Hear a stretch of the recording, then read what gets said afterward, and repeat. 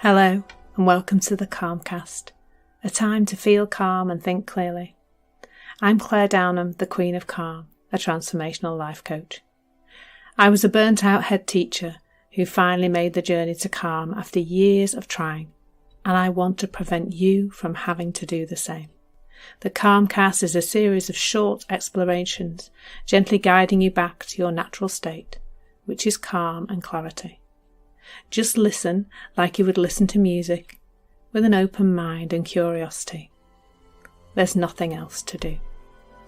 Now let's relax into today's episode.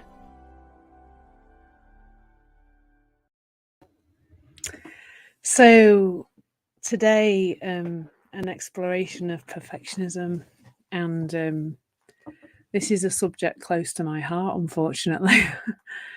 And I had kind of the reason behind this session is I had such a big realization about this the other day, because in my relationship right now, remember this, this series of sessions is all about relationships.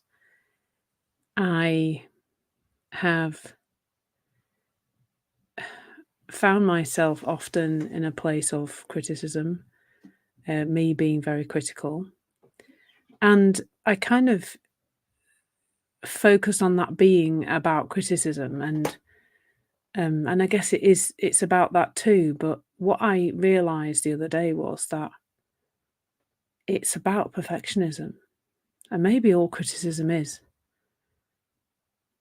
the idea that, the criticism is coming from the idea that somebody or something should be, well, somebody in particular, either ourselves or somebody else, should be different, isn't it? Should be more of what we want them to be, or more of what we want us to be. And I really get the sense that I got the sense very suddenly for me, like in an insight, that the reason why I am so critical is that I'm looking for perfect. And the irony of that is that it doesn't exist. And I recently looked up the origins of that word perfect. And it's from the Latin perfecere, I think it is. Excuse my Latin pronunciation. I do actually have Latin O-level grade B, but my Latin pronunciation is a bit rusty. Not least because it's a dead language. It doesn't exist anymore. Not sure why I learnt it in 1980. Did a test in it in 1987, but anyway, it was a thing. And it just means to complete, to finish. That's it. And I was looking at the origins of the word and how it had changed, and I briefly looked at a website where, that origin of the meaning of the word. So if you think the Romans were in the UK, helping to form the English language for about 400 years, from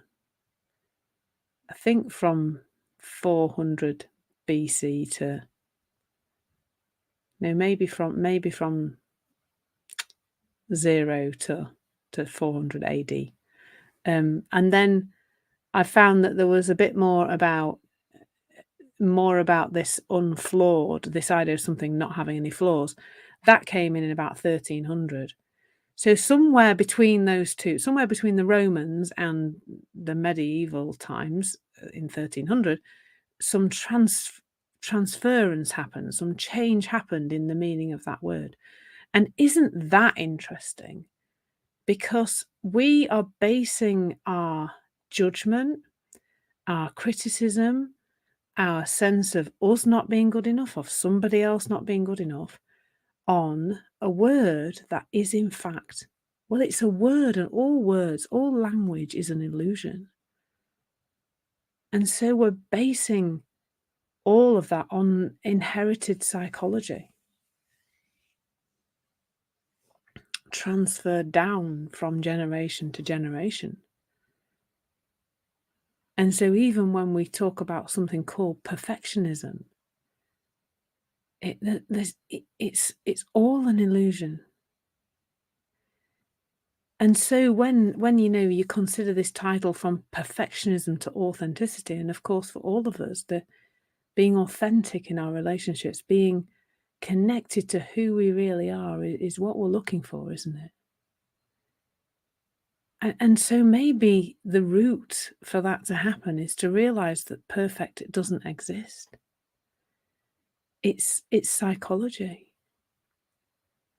And psychology isn't our authentic selves. It's something else. It's deeper than that. It's more illusory than that. It's not seeable or touchable. It's formless. But and so I'm kind of saying it's unattainable, but in a way I'm not. I'm saying it's to look towards. What if we just let go of even the idea that there was such a thing called being perfect or something being perfect? What if we just let that go? What kind of freedom would there be there? And that's not, it's not easy, is it, to let it go? And so for me, that movement away from perfectionism is about realizing that the uncomfortable sensation, the uncomfortable emotion that comes with us looking towards something being perfect is telling us that it's a lie. It's telling us what a load of old bunkum. Because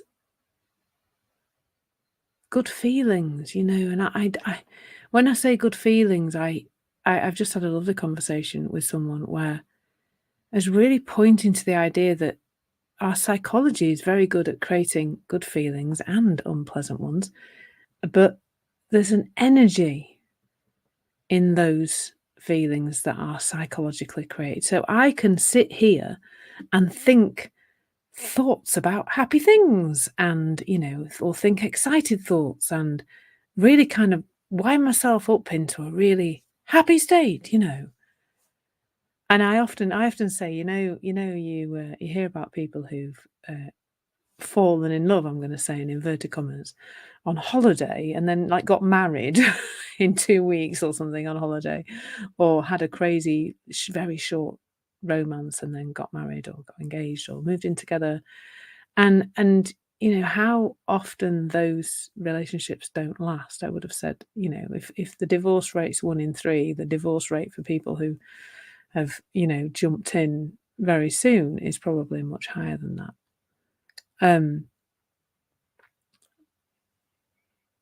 And that's because that the thinking is that this is the perfect relationship, that this is it's the thinking is into the future, isn't it? And I remember myself being when I was on online dating and I met somebody, if I started chatting to somebody who seemed like they were a good prospect, say they were about my age, they looked like they were reasonably healthy.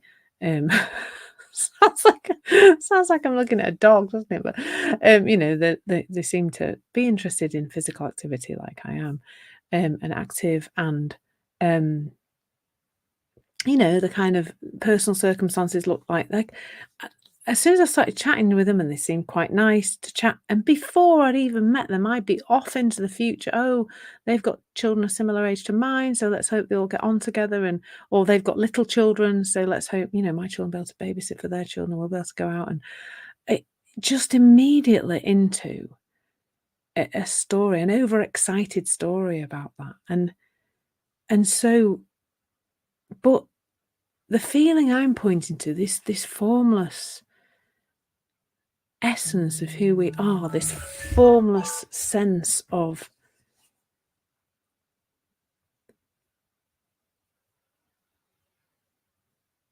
something deeper than our psychology, is that comes with a different feeling. And it's just like that sheep recognizing its baby's cry.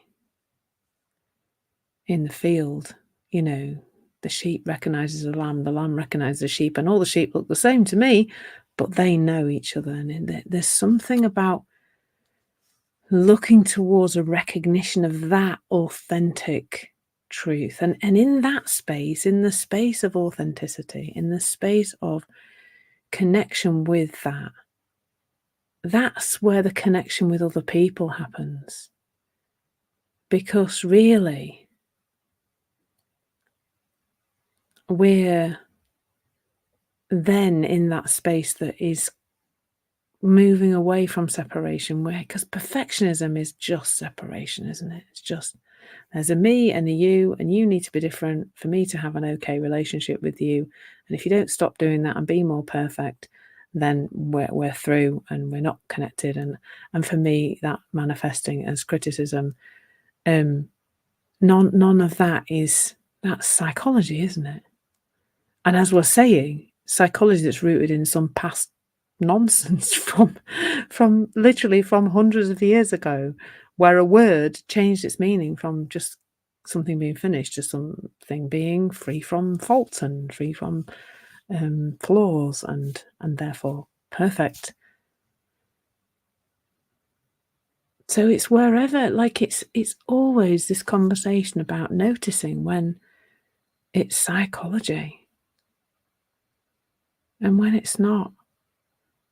And psychology just comes with erratic feelings because it's a flow, isn't it? Psychology, it's something that passes through us.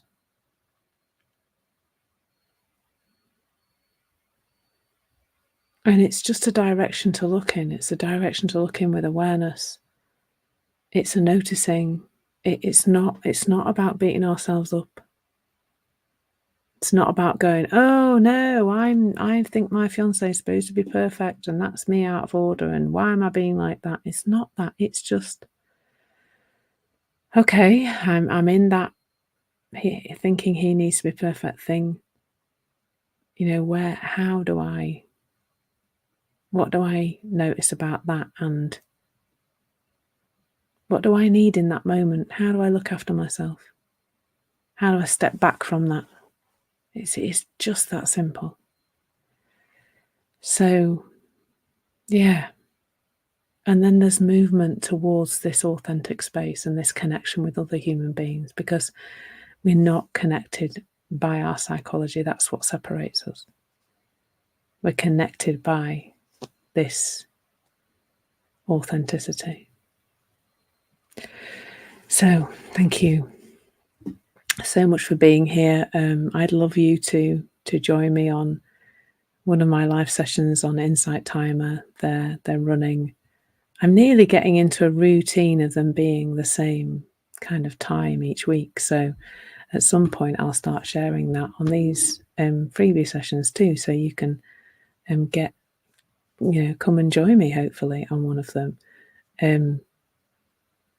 So I hope you come and explore with me soon. And of course, I've got loads of courses as well that you can have a look at on Insight Timer, and I do hope you do that. It's a great place to do some interacting and have some chats together through typing and voice notes, but it's really good. So thank you so much for being here and listening to this. I hope you find it helpful. Lots of love. Take care. Thank you so much for listening. There's nothing to do now but bring some awareness to how this is working out in your life. Listen regularly to experience longer and longer periods of calm. This has been the Calmcast with Claire Downham, Queen of Calm. Take care and keep listening.